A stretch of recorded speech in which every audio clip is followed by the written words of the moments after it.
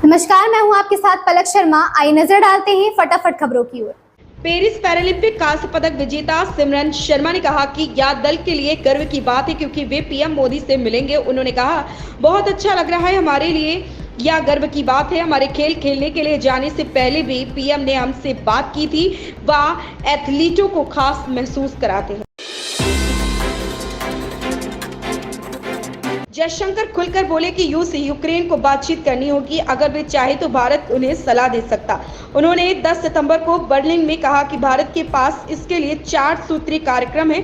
Gaza में भी युद्ध विराम पर उन्होंने सऊदी अरब में भारत की 2 टोक समर्थन की घोषणा कर दी।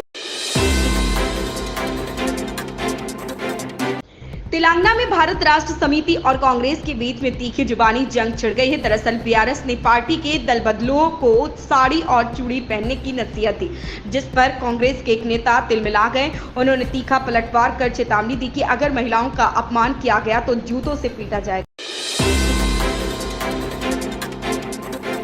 प्रधानमंत्री नरेंद्र मोदी की अध्यक्षता में केंद्रीय मंत्रिमंडल ने अगले 2 वर्षों के लिए 2000 करोड़ रुपए की लागत के साथ मिशन मौसम को मंजूरी दे दी। मिशन मौसम को पृथ्वी विज्ञान मंत्रालय की ओर से कार्यान्वित किया गया है। ओडिशा की राज्यपाल और झारखंड के पूर्व सीएम रघुवर दास वापस सक्रिय राजनीति में लौटकर विधानसभा चुनाव लड़ना चाहते हैं। उन्होंने अपनी इच्छा से गृह मंत्री अमित शाह को न सिर्फ अवगत कराया बल्कि राज्यपाल रहते समय राज्य में अपनी सक्रियता भी बढ़ा दी है। कांग्रेस प्रवक्ता सुप्रिया श्रीनेत ने भी वीडियो साझा किया और कहा कि भाजपा नेता खुलेआम देश के विपक्ष के नेता को जान से मारने की धमकी दे रहे हैं। उन्होंने कहा कि भाजपा अध्यक्ष जेपी नड्डा, प्रधानमंत्री मोदी और गृह मंत्री अमित शाह इस पर चुप नहीं रह सकते। शिवसेना के नेता मिलिंद देवड़ा ने संजय राउत के बयान पर पलटवार करते हुए कहा कि जब फैसले उनके पक्ष में आते हैं तो विपक्ष सुप्रीम कोर्ट की विश्वसनीयता की प्रशंसा करता है, जब चीजें उनके अनुकूल नहीं होती तो वे यह दावा करते हैं कि न्यायपालिका के साथ समझौता हो गया।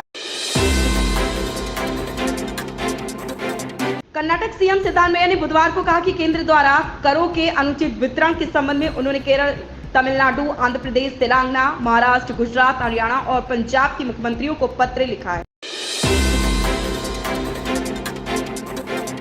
उपचुनाव से पहले सांसद डिंपल यादव मैनपुरी पहुंची। उन्होंने भाजपा को निशाने पर लिया, कहा कि भाजपा सच बर्दाश्त नहीं कर पाती। उन्होंने महिला सुरक्षा पर भी सवाल खड़े किए। यूपी में उपचुनाव की सरगर्मी है। विभिन्न पार्टियों के नेता जीत के लिए कमान संभाले हुए दिख रहे हैं। मैनपुरी जिले की करहल सीट पर भी उपचुनाव होना है। यह सीट इसलिए काफी चर्चा में क्योंकि यहां से सपा मुखिया अखिलेश यादव विधायक थे। सलमान खान और रश्मिका मंदाना की फिल्म सिकंदर बॉलीवुड की बहुप्रतीक्षित फिल्मों में से एक है। इस फिल्म के जरिए सलमान और रश्मिका पहली बार पर्दे पर एक साथ नजर आएंगे। हाल ही में अभिनेत्री ने फिल्म की शूटिंग शुरू होने की घोषणा करते हुए एक बीटीएस तस्वीर अपनी इंस्टाग्राम स्टोरी पर साझा की। इस तस्वीर ने प्रशंसकों के उत्साह को और भी बढ़ा दिया। इन खबरों में बस इतना ही। बने रहें हमारे साथ।